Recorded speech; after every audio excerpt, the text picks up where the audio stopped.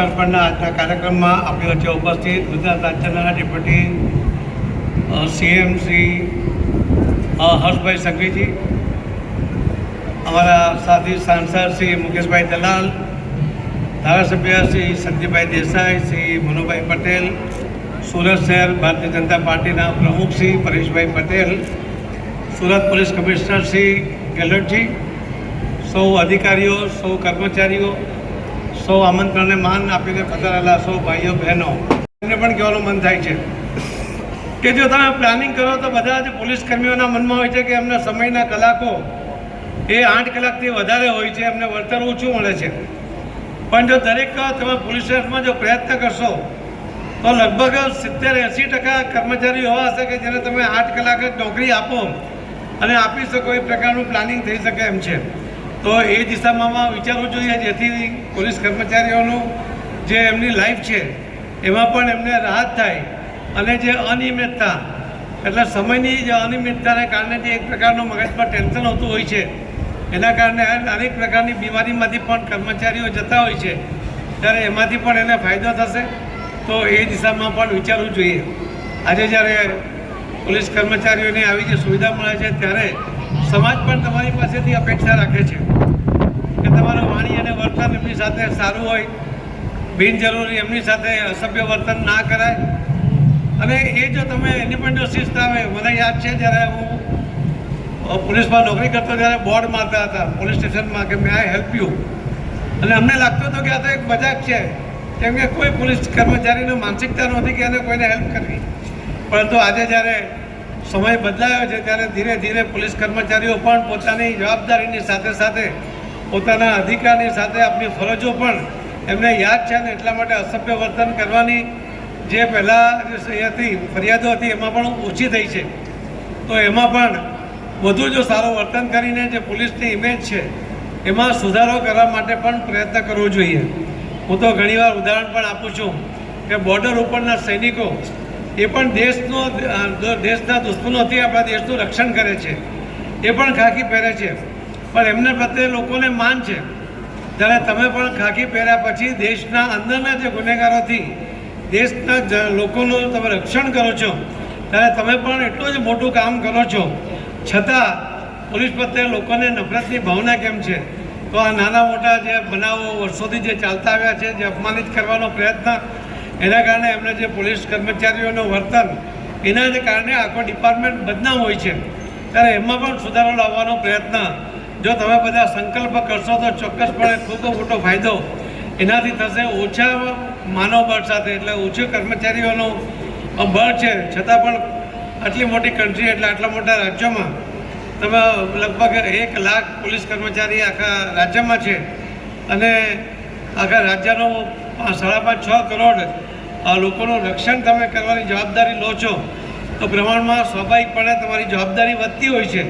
પણ સફળતાપૂર્વક તમે જ્યારે આ કામ કરી રહ્યા છો ત્યારે એને ફાઇન ટ્યુનિંગ કરીને જો વધારે સારી રીતે કરવાનો પ્રયત્ન કરશો તો મને લાગે છે કે આવનારા દિવસોમાં સમાજ પણ તમને સ્વીકારીને સમાજ પણ આમાં મદદ થવાનો પ્રયત્ન કરશે. ફરીથી જેમને આ મકાનો મળ્યા છે એમને હું ખૂબ ખૂબ અભિનંદન આપું છું. આજે તમે સરકારી મકાનની અંદર પ્રવેશ કરો છો. હવે જે તમારી પાસે 25-30 વર્ષ બાકી હશે કે સર્વિસ જે બાકી હશે એટલા વર્ષ તમને હવે આ જ મકાન એ મળે, એટલે તમારું પોતાનું મકાન છે એવું સમજીને વાપરજો. એવું જે હોમમંત્રી હોમ મિનિસ્ટરે જે કહ્યું છે એને પણ ધ્યાનમાં રાખજો કે તમે જ્યારે પાછા જાઓ અથવા તો ખાલી કરીને જાઓ ત્યારે પોતાના મકાનમાં જાઓ, એવી શુભેચ્છા તો છે, પણ આ મકાનની જાળવણી પણ પોતાના મકાનની જેમ કરો એવી પણ તમને વિનંતી છે. આવા સરસ મકાનો ગેસની સગવડ સાથે, આંગણવાડીની સગવડ સાથે, હવા ઉજાસ સાથે આવા સરસ મકાનોનું આયોજન એ તો ક્યારેય કલ્પના નહોતી, એ પ્રકારનું આયોજન કર્યું છે. એટલા માટે હું હર્ષભાઈ સંઘવીજીને અને પોલીસ કમિશનરશ્રીને ખૂબ ખૂબ ધન્યવાદ આપું છું. અને હવે જે બાકીના લોકો રહ્યા છે એના માટે પણ જો પ્લાનિંગ થાય તો જલ્દી એમને પણ પોતાના મકાન મળે અને સારી ક્વોલિટીના મળે એવી એવો મને વિશ્વાસ છે. ખૂબ ખૂબ ધન્યવાદ. ભારત માતા કી જય.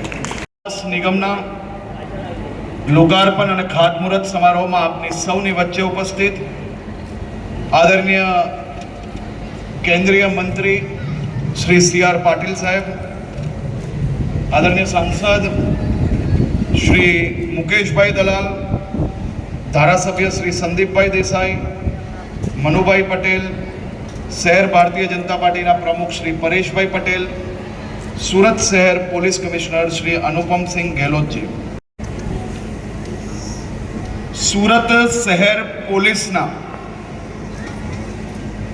સૌ જવાનોના પરિવાર માટે આજે ગુજરાત પોલીસ હાઉસિંગ નિગમ દ્વારા બનાવેલા આ અદ્ભુત 192 ક્વાર્ટર્સનું આજે અહીંયા લોકાર્પણ કરવામાં આવ્યું છે.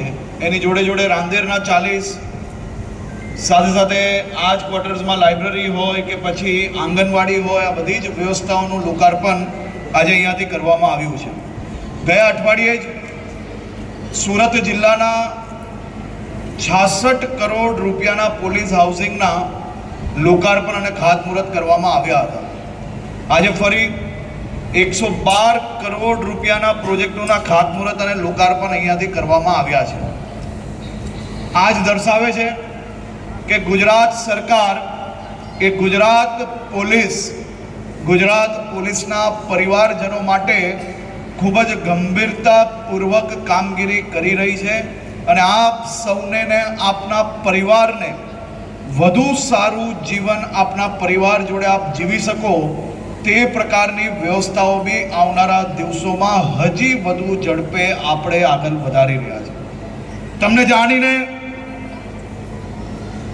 ખૂબ આનંદ થશે કે આ દેશના ઇતિહાસમાં પહેલીવાર કોઈ એક રાજ્યના બધા જ કોન્સ્ટેબલ પરિવારજનો માટે એક સાથે પોલીસ વિભાગ દ્વારા 20,000 થી વધુ મકાનો બનાવવાનો નિર્ણય લેવામાં આવ્યો છે. આપણા કરતા બમની સંખ્યામાં જે રાજ્યની અંદર પોલીસ ફોર્સ છે, ડબલ કરતાંય વધારે જે રાજ્યમાં પોલીસ ફોર્સ છે, એ બધા જ લોકોના 5-5 વર્ષના જેટલા પ્રોજેક્ટો હોય એટલા પ્રોજેક્ટ આપણે આ 1 વર્ષમાં પોલીસ પરિવારો માટે નક્કી કરવામાં આવ્યા છે. આ ઘરને સરકારનું ઘર નહીં માનતા. આ ઘરો એ તમારી વ્યવસ્થાઓ માટે સરકારે જરૂરથી બનાવ્યા છે, પરંતુ આ ઘર એ ઘર છે જ્યાં તમારા નાના નાના બાળકો, તમારું પરિવાર અને આપ સૌ લોકો સાથે મળીને પરિવારનું સપનું સાકાર કરવા જઈ રહ્યા છો. આજે મારી બહેનોને ખાસ વિનંતી છે કે જ્યારે ઘરમાં પ્રવેશ કરો ત્યારે એક સંકલ્પ લેજો કે આને સરકારી મકાન નહીં પણ મારું સપનાનું મકાન સમજીને આ ઘરની અંદર અમે પ્રવેશ લેશો. સરકારી મકાન સમજીને બિલ્ડિંગની નીચે ચારે બાજુ પાનની પિચકારીઓ મારવી, કચરો કરવો, ગંદકી કરવી, આ પ્રકારની વ્યવસ્થાઓ વચ્ચે તમારા નાના નાના બાળકોને મોટા કરવાના, એમની સમજણ, એમના વ્યવહારની અંદર કેટલો મોટો ભવિષ્યની અંદર અસર આવી શકે છે, એ બધા જ વિષયોને સમજીને તમે આજે જ્યારે ગૃહ પ્રવેશ કરી રહ્યા છો ત્યારે હું માત્ર એટલું જ કહીશ કે આપ સૌને આ નવા ઘરમાં આપના બધા જ સપનાઓ સાકાર થાય, તમે તમારા પરિવારજનો જોડે ખૂબ સારું જીવન અહીંયા જીવી શકો તેવી શુભકામનાઓ હું આપવા માંગુ છું. આ મકાનો કદાચ પ્રાઇવેટ મકાન જોશો ને તો બી આટલું સરસ ફિનિશિંગ જોડે, બધી જ વ્યવસ્થાઓ જોડે કોઈ પ્રાઇવેટ બિલ્ડરના ત્યાં જશો તોય નહીં મળે એ પ્રકારના મકાનો આપણી રાજ્ય સરકારે આપના સૌના માટે ને આપના પરિવાર માટે બનાવ્યા છે. શહેરમાં ચારેય દિશાઓમાં પોલીસ પરિવાર માટે ફ્લેટોના ખાતમુહૂર્તથી લઈને બીજી નવી જમીનો લેવાની કામગીરી બી એટલી જ ઝડપથી ચાલે છે. આજે જે લોકોને ફ્લેટ મળ્યા છે તેને શુભકામનાઓ.